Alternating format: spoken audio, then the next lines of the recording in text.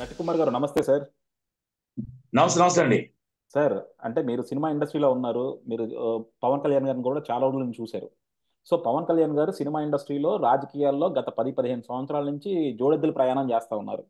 కానీ ఎప్పుడు చూసినా సరే యా ఆయన ఎందుకో కొంచెం అపరిపక్వత్వం అంటే కొంచెం ఇమ్మెచ్యూర్గా కొన్ని కామెంట్స్ చేస్తా ప్రతిసారి కూడా ఏదో ఒక దాన్ని మూట కట్టుకుంటా ఉంటారు. మనం పోయినసారి కూడా చూసాం, ఆయన ఫ్యాక్ట్స్ ఫైండింగ్ కమిటీని ఒకటి వేశారు.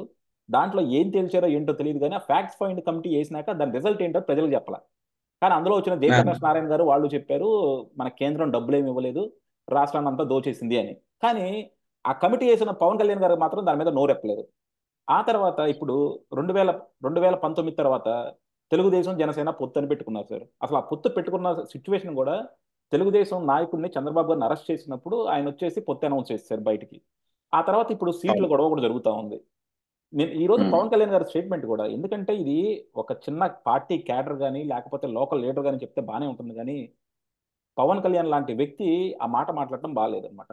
ఎందుకంటే లోకేష్ గారు వాళ్ళ నాన్నగారు సీఎం అవుతారని చెప్పినప్పుడు నేను నోరు మూసుకొని కూర్చున్నాను, పొత్తు ధర్మం పాటించాను అంటారు. కానీ మనం ఎవరు చూసుకున్నా సరే, ఎక్కడ చూసుకున్నా సరే, తెలుగుదేశం జనసేన పొత్తులో ప్రతి ఒక్కడికి అక్కడ చంద్రబాబు గారు ముఖ్యమంత్రి అంటేనే ఓటేస్తారు తప్ప జగన్మోహన్ రెడ్డి పవన్ కళ్యాణ్ ముఖ్యమంత్రి అంటే ఎవరు ఓటేరు కదా. అది అందరికీ తెలిసిందే ఎస్ కదా. ఎస్ అందరికి తెలిసిందే కదా. అవును. అలాంటి తెలిసిన దాన్ని ఆయన స్ట్రాంగ్ గా చెప్పాల్సింది పోయి ఇంకా క్యాడర్ను కూడా కన్ఫ్యూజన్ లో పెట్టాలని, లేకపోతే ఆ, జనాలను కూడా కన్ఫ్యూజన్ లో పెట్టాలని, ఆ రోజు చంద్రబాబు గారు ముఖ్యమంత్రి అన్నా నేను నోరు మూసుకున్నాను, నేను త్యాగం చేశానంటే దాన్ని ఎలా చూస్తాం సార్ అసలు? ఎందుకంటే పోయినసారి మీకు వచ్చింది ఒక ఎమ్మెల్యే సీటు, అందులో మీరు 2 చోట్ల ఓడిపోయారు. అలాంటప్పుడు మీరు అలాంటి స్టేట్మెంట్లు ఇవ్వచ్చా? లేదంటే నిజంగా కూడా జనసేన తెలుగుదేశం పొత్తు స్ట్రాంగ్ గా ఉండాలి, చంద్రబాబు గారు సీఎం గా నేను కూడా మద్దతు ఇస్తున్నాను, తర్వాత 5 సంవత్సరాల తర్వాత పరిస్థితి ఎలా ఉంటుందో చూద్దాము, ఈసారి మాత్రం చంద్రబాబు గారు సీఎం అని జనాలకి ఆ భరోసా ఇస్తా ముందుకెళ్తే జనాల్లో స్ట్రాంగ్ అవుతారు. కానీ ఇలాంటి కన్ఫ్యూజన్ క్రియేట్ చేసుకుంటా ఉంటే స్ట్రాంగ్ అవుతారా? మీరు ఎలా చూస్తారు సార్ దీన్ని? కాదు కాదండి, అది ఏంటంటే యాక్చువల్గా మీరు అడిగిన ప్రశ్నలన్నీ కూడా సబ్. ఎందుకంటే ఇప్పుడు గతంలో ఆయన మొత్తం టోటల్గా ఆయన కొంచెం కన్ఫ్యూజన్ ఉండడం, క్యాడర్ కరెక్ట్ గా ఆయన ఏంటంటే బూత్ లెవెల్ నుంచి ఎప్పుడు కూడా ఆయన స్ట్రాంగ్ చేసుకోలేదండి. ఉమ్, ఆయనకు ఓటు బ్యాంక్ ఉంది, ఓటు వేయటానికి ఉన్నారు. ఓటు వేయటానికి మనకు అక్కడ బూత్ దొరకాలి కదా. బూత్ ఉమ్, మేము బూత్ కి ఓటు వేయాలి పవన్ కళ్యాణ్ గారికి అంటే ఏ దేనికి వేయాలి, ఎవరికి వేయాలి అనేది ఒక తెలియాలి కదా. ఒక వ్యక్తి ఓటు వేయాలంటే మాటలు కాదండి, మీటింగ్ వచ్చి మీటింగ్ మనం ఉపన్యాసం ఇచ్చేసి ఆ మీటింగ్ లో మనం చెప్పేస్తే వెళ్ళిపోయి ఓటు వేయలేండి. ఆ వేసిన వ్యక్తి కార్యకర్త వెళ్ళి అక్కడ ఇంటికి వెళ్ళి అక్కకో చెల్లుకో తమ్ముకో చెప్పి ఆ బూత్ దాకా తీసుకెళ్ళగలగా. ఆ బూత్ లో నీకు పలానా గ్లాసు, మన గాజు గ్లాసా లేకపోతే ఇంకొకట, పవన్ కళ్యాణ్ గారు ఏం చేయాలనుకుంటున్నారు, ఏం చేస్తారు, అన్ని కార్యక్రమాలు ఆ బూత్ లెవెల్ ఏజెంట్ మనం చేయాలండి. బూత్ మేనేజ్మెంట్ అంటారు. ఈ బూత్ మేనేజ్మెంట్ ఇప్పటికొచ్చి ఆయన చేయలేదు. ఎందుకంటే 10 సంవత్సరాల నుంచి కూడా ఓన్లీ లోలో హై క్యాడర్ తో మనం టోటల్ గా మెయింటైన్ చేసుకుంటూ మధ్యలో వచ్చిన వాళ్ళు జాయిన్ అవుతూ ఉన్నారు, కొంతమంది వెళ్ళిపోతున్నారు, కొంతమంది జాయిన్ అవుతున్నారు, వెళ్ళారు. అయితే ఈసారి ఏంటంటే ఆలోచించాడు ఆయన కూడా. 2014-19లో నించున్న ఒంటరిగా మనం 45 సీట్లు సెకండ్ ప్లేస్ లో వచ్చామే కానీ మనం ఫస్ట్ ప్లేస్ లో ఒకటే సీట్ అయితే 2 సీట్లు ఓడిపోయాం. కనుక క్యాడర్ ఉంది, కానీ మన క్యాడర్ ఉంది, వాటర్ లేడు. ఆ వాటర్ వెళ్ళి ఓటేయడానికి రెడీగా ఉన్నా కూడా ఆ వాటర్ ని తీసుకెళ్లేవాడు లేడు. కనుక ఆ వాటర్ ని తీసుకెళ్లేవాడు కానీ రావడానికి కానీ అది చంద్రబాబు నాయుడు గారు కరెక్ట్. చంద్రబాబు నాయుడు గారు ఉంటేనే కానీ మనం ఇద్దరం కలిపి ఉంటేనే కానీ ఎరాచక వాళ్ళని దింపలేము. తర్వాత ఎవరు ఏంటనే తర్వాత నిర్ణయించుకుందాము అన్న ఆలోచనతో ఆయన కూడా, పవన్ కళ్యాణ్ గారు కూడా వచ్చి ఆయన ఇటు పరిస్థితుల్లో రేపు మన మద్దతు, ఆయన జైల్లో ఉన్నప్పుడు మద్దతు ఇచ్చారు. ఆ మద్దతు ఇవ్వడంలోని పవన్ కళ్యాణ్ గారు చంద్రబాబు నాయుడు గారు ఇద్దరు కలయికలోని ఒక కమిటీ వేసి ఆ కమిటీల ప్రకారంగానే చేస్తున్నారు. కొన్ని ఒత్తిడి వల్ల అనుకోకుండా 2 సీట్లు చంద్రబాబు గారు అనౌన్స్ చేశారు. తర్వాత 2 సీట్లు ఇప్పుడు పవన్ కళ్యాణ్ గారు అనౌన్స్ చేశారు.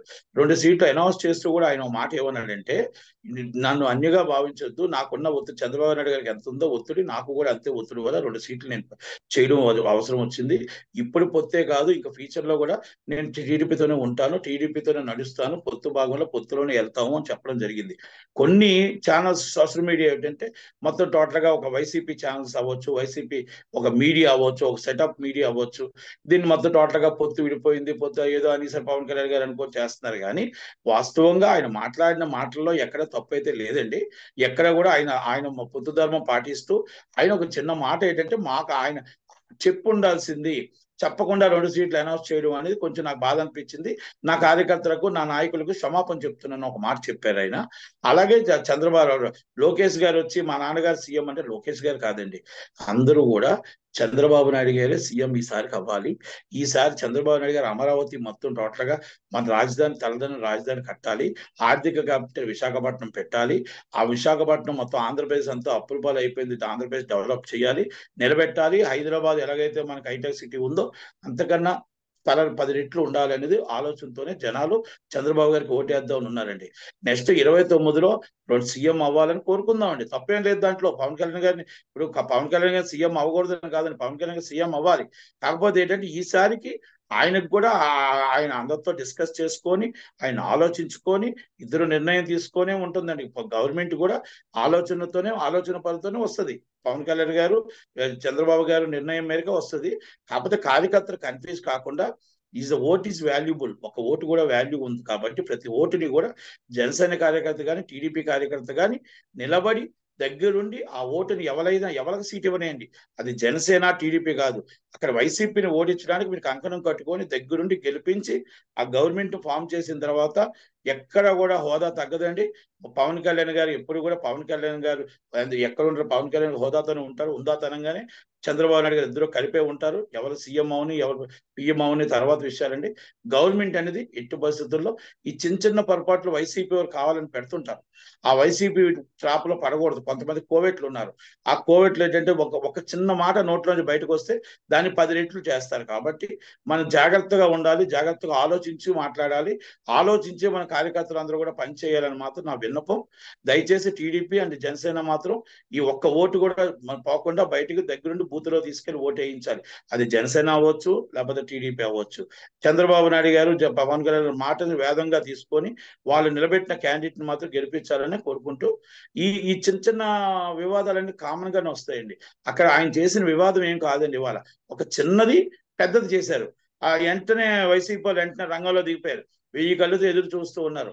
అంబటి రాంబాబు గారు అంటే సంబరాల రాంబాబు గారు దిగిపోయి, నా తమ్ముడు పవన్ కళ్యాణ్ నువ్వు ప్రతి ధర్మమే కాదు ఏ ధర్మము పాటించడు ఆయన అని చెప్పి వెంటనే స్టార్ట్ అయిపోయాడు. ఎందుకంటే అక్కడ 1000 కళ్ళతో ఎదురు చూస్తున్నారు. వీళ్ళిద్దరూ విడిపోవాలా, వీళ్ళిద్దరూ విడిపోతేనే కానీ మాకు రేపు గవర్నమెంట్ రాదు, వీళ్ళిద్దరూ కలిస్తే మాకు 56% వాళ్ళకి వస్తుంది, షర్మిల మధ్యలో వచ్చి 15% లాక్కి వెళ్ళిపోతే మాకు 26% 22% ఉండిపోతాము. మా పరిస్థితి ఏంటి, మా బతుకులు ఏంటి, మా గవర్నమెంట్ పడిపోతే పరిస్థితి ఏంటి, మా జగన్మోహన్ రెడ్డి గారు ఏంటి, మాకు ఎలాగా సీట్ రాదు, రేపు మినిస్టర్ కాదు ఉన్న సీటే రాదు అన్న ఆలోచనతో వీళ్ళందరూ కలిపి దాని మీద ఇద్దరిని విడగొట్టడానికి కొంతమంది కోవిడ్లు ప్రయత్నం చేస్తున్నారు వైసీపీ కార్యకర్తలు. ఆ ఉచ్చులో పడకుండా కాపాడుకోగలసిన బాధ్యత అది మన చంద్రబాబు నాయుడు గారికి, పవన్ కళ్యాణ్ గారికి, కార్యకర్తల మీద ఉందండి. కానీ ఇక్కడ మీరు ఒకటి చూడాలి సార్. అంటే ఇప్పుడు పవన్ కళ్యాణ్ గారు మీరు అన్నారు వైఎస్ఆర్సీపీ వాళ్ళు వేచి చూస్తున్నారు ఎక్కడ దొరుకుతారో పట్టుకుందాం అని చెప్పి. సో అది పవన్ కళ్యాణ్ గారు కూడా తెలుసు కదా, ఎందుకంటే ఆయన కూడా రాజకీయాల్లో 10-15 సంవత్సరాల నుంచి ఉన్నారు. నిజంగా ఎక్కడ వీక్ పాయింట్ దొరుకుతుందా, లేకపోతే పవన్ కళ్యాణ్ గారు ఎక్కడ దొరుకుతారని వాళ్ళు కూడా వెయిట్ చూస్తున్నారని చెప్పి ఆయనకు కూడా తెలుసు కదా.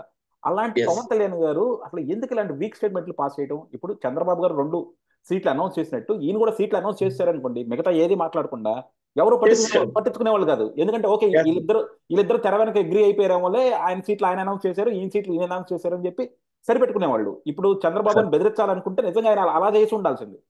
అలా చేసి ఉంటే కరెక్ట్ గా సరిపోయేది. చంద్రబాబు ఇద్దరు కలిసే ఉన్నారు. చంద్రబాబు నాయుడు గారు బెదిరించేది ఏం లేదు. కానీ ఒక చిన్న పొరపాటు చిన్న ఒక మీడియా ఇప్పుడు అనేది సోషల్ మీడియా బాగా పెరిగిపోయిందండి. ఒక్క మాట మన నోట్లో నుంచి వస్తే గబ్బా సోషల్ మీడియా మొత్తం టోటల్ గా మామూలు కాదు ట్రెండింగ్ లో పెట్టేస్తుంది. అంటే అదే అంటున్నాను, చాలా జాగ్రత్తగా మాట్లాడాలి, జాగ్రత్తగా ఉండాలి. మనం పొద్దు ధర్మాన్ని పాటించాలి. రేపు ఎదుటి వాళ్ళకి మనం దొరకకుండా, ఎదుటి వాళ్ళు మాట్లాడకుండా ఏదైనా 4 గోడల మధ్య మాట్లాడుకోవాలి, 4 గోడల మధ్య నిలబడాలి అనేది మాత్రం మనం ఉండాల్సిన బాధ్యత మనకు ఉంది. డెఫినెట్ గా సార్. నిజంగా మీరు చెప్పిన మాట అయితే 100% పర్ఫెక్ట్ అనమాట. మీరు ఇద్దరైనా సరే, అది తెలుగుదేశం వాళ్ళైనా సరే, జనసేన వాళ్ళైనా సరే, మీ పోరాటం వల్ల వైఎస్ఆర్సీపీ మీద ఉండాలి తప్ప మీరు కొట్లాడుకుంటే మీకు వచ్చే లాభం ఏం లేదు. ఏదో మనకు పాత సామెత ఉంది కదా, ఏదో పిల్లి కొట్లాడుకుంటే కోతి బాగుపడినట్టు. సో సేమ్ అదే అవుద్ది అనమాట.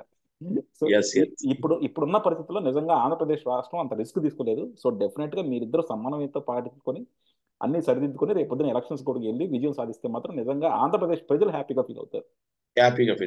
Yeah, thank you sir, thank you.